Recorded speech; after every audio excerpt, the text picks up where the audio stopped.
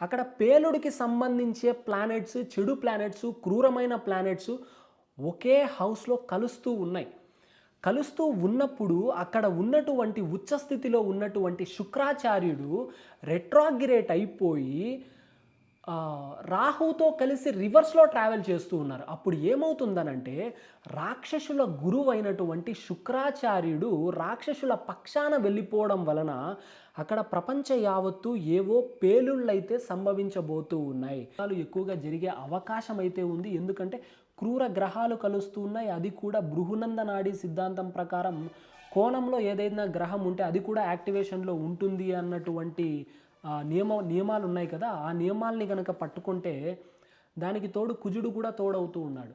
కుజుడు, రాహువు, సాటర్న్, సూర్యుడు ఇన్ని క్రూర గ్రహాలు ఒకచోట ఉండి అక్కడ ఉచ్చస్థితిలో ఉన్నటువంటి శుక్రాచార్యుడిని కూడా వెనక్కి తిప్పుకొని ఈ రాహుతో ట్రావెల్ చేపిస్తూ ఉన్నారు కాబట్టి ముస్లిం దేశాలు ఏవేవైతే ఉన్నాయో ఇవి ఆర్థికంగా అభివృద్ధి చెందొచ్చు, లేదా వీళ్ళ ఉనికి చాటుకోవచ్చు, లేదా ఈ ముస్లిం దేశాల మీద మరికొన్ని దేశాలు దండెత్తి రావడం వలన జస్ట్ నైస్‌గా మాటలు చెప్పి స్కిప్ అయ్యి వెళ్ళిపోవచ్చు కూడా.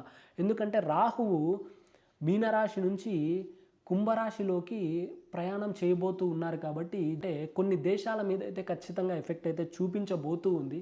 కాబట్టే చెప్తూ ఉన్నాను ఇండియాలో మన ఛానల్‌ని ఇప్పుడు అందరూ మన ఛానల్ చూస్తారా అంటే చూడరు. ఇప్పుడు కొంతమంది చూస్తారు. చూసినప్పటికీ అందరూ ఆచరిస్తారా అంటే ఆచరించరు. ఆచరించే వాళ్ళందరూ సుఖంగా ఉండండి, భద్రంగా ఉండండి, జాగ్రత్తగా ఉండండి. మీ ఫ్యామిలీతో సంతోషంగా గడపడానికి ఈ కొన్ని రోజులు స్కిప్ చేసుకోండి. ఏమైనా ఇబ్బందులు వస్తూ ఉన్నాయంటే మౌనంగా వాటిని భరించండి. మీ మంచి కోసమే చెప్తూ ఉన్నాను. మీరేం నాకు ఇప్పుడు ఫీజు చెల్లించలేదు. మంచి కోసమే చెప్పాను కదా! ఈ డేట్స్‌ని ఒక్కసారి సేవ్ చేసుకోండి. అందుకే నేను చెప్పాను స్టార్టింగ్‌లోనే కాళీమాతకి సంబంధించిన పూజ చేస్తూ ఉన్నాం. ఈ పూజలో పెట్టిన కరుంగలి మాలని ధారణ చేయండి, ప్రొటెక్షన్ లభిస్తుందని చెప్పడం కూడా జరిగింది. కొంతమంది తీసుకున్నారు. ఇంకా ఎవరైనా తీసుకోవాలని అనుకున్న వాళ్ళు తీసుకోండి దయచేసి. ఎందుకంటే గ్రహస్థితి ఈ సంవత్సరం బాగోలేదు.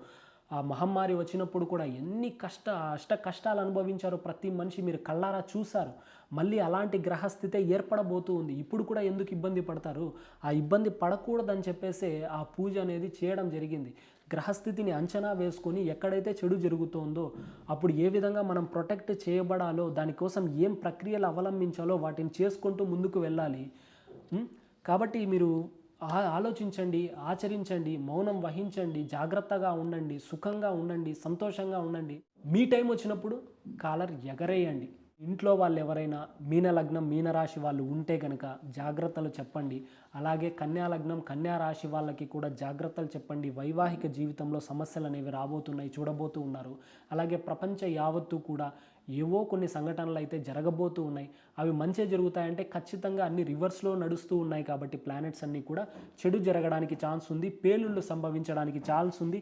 జల ప్రళయాలు రావడానికి ఛాన్స్ ఉంది. ఇక్కడ జల ప్రళయాల విషయానికి వస్తే మీనరాశిలో ఏర్పడుతూ ఉన్నాయి కాబట్టి మీనరాశి అనేది ఓకే జలరాశి అయినప్పటికీ కూడా సమ్మర్‌లో జరుగుతూ ఉంది కాబట్టి పెద్ద పెను ప్రమాదం అయితే ఉండకపోవచ్చు. పేలుళ్ళు అయితే సంభవించవచ్చు. ఒకవేళ పేలుళ్ళు సంభవించకపోతే గనక ఉష్ణోగ్రతలు అనేవి విపరీతంగా పెరగబోతూ ఉన్నాయి కాబట్టి జాగ్రత్తలు వహించండి.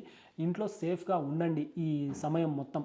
ఇక్కడ ఎన్నో రోజులు లేదు, జస్ట్ 15 రోజులు. ఆ 15 రోజులు కొంచెం సేఫ్‌గా ఉండండి. మీ మంచి కోరి చెప్తున్నా, మీ శ్రేయోభిలాషిలాగా చెప్తున్నా, మీ గురువుగా చెప్తున్నా ఆచరించండి. Thank you.